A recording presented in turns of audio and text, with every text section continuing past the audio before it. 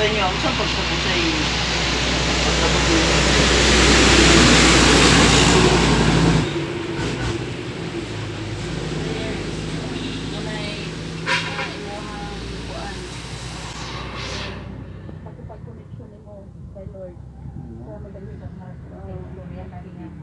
Amen. Ligon ang Ginoo mga kaigsuunan. Brad, may butag na Brad.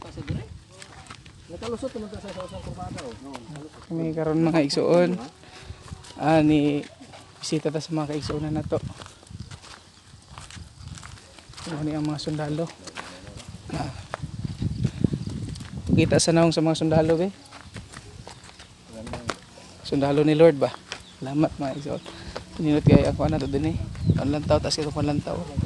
Jacob! Morning, Cob! Muni ang pagmalay nga ito ang pan. Nagsuon. Masitahon. May buntag! Malamig ang simoy ng hangin. Kaya nga itong panlantaw din eh.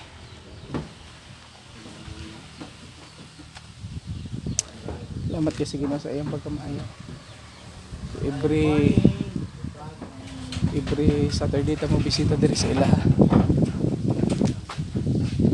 Mo ni ang ilahang manginabuhi din hi mga kaigsuonan. Tubo. O gani nga tong ganian sinaligan ni dinhi. Salamat kay sa Ginoo sa iyang pagkamaayo. Right? Salamat sa Ginoo. Daigo ng Ginoo mga igsoon. Naibisay, anong anak kong mga panahon na inigpauli na mo. Magpalit yung migsudan. Dewa, kato kay diha joy langit ihatag si Lord. Amen. Anak yung orasahan. Una sa tawag kinabuhi karon ay ginatong batunan nga si Lord naibisay giandam nato sa adlaw-adlaw nato. Ang importante lang nga kaning ato ang pagsalig diha kaniya o kaning atong pagtuo dili gini makuhaan.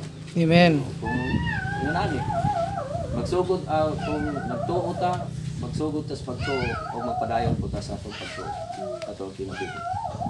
Ang dapit sa kabuntagon, ato ta sa ikaduhang Korinto, kung gisir naman ni sa kuan ko ni, dito pa ni si Kasir Adonis.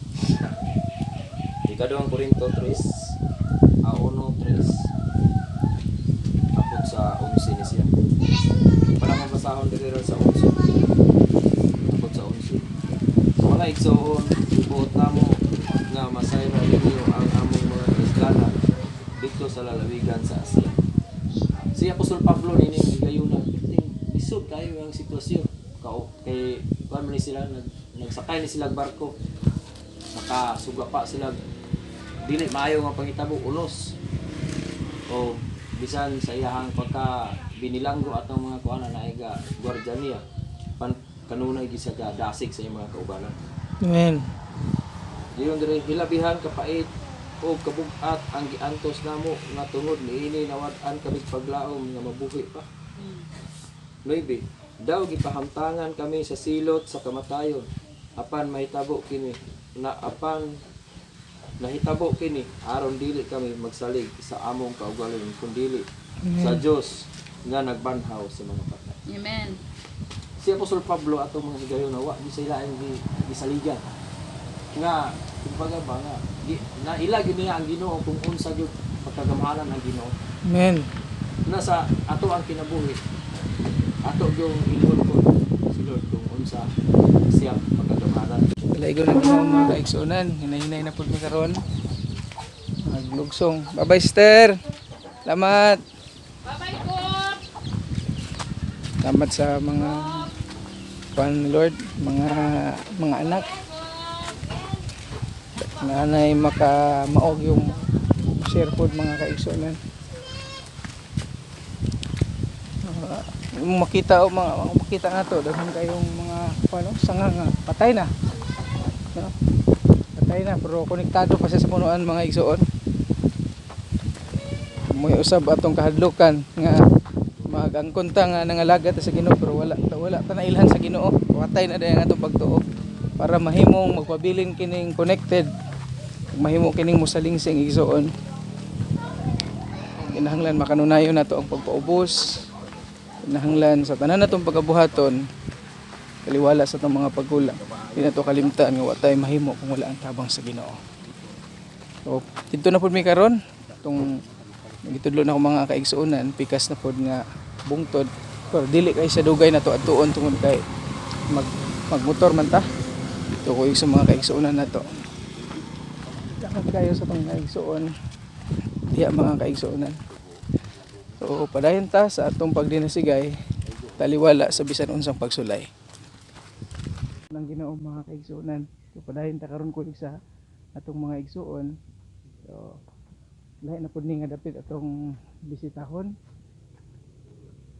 Salamat kayo sa Ginoo sa iyang pagmaayo mga kaigsuonan. So munik sila kanunay ang ato ang makuyog para sa pagpamuhat. Tinod taliwala sa balatian bisan unsang panahon, dili gud kayang kapugnan sa kalibutan ang kainit, no. Naghangyo ta mga igsuon nga unta ang Ginoo magpadayon pagpanalangin nato.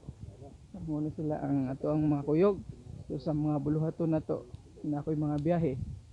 Ginoo mga kaigsuonan. So muni ang sunod natong gibisita nga dapit.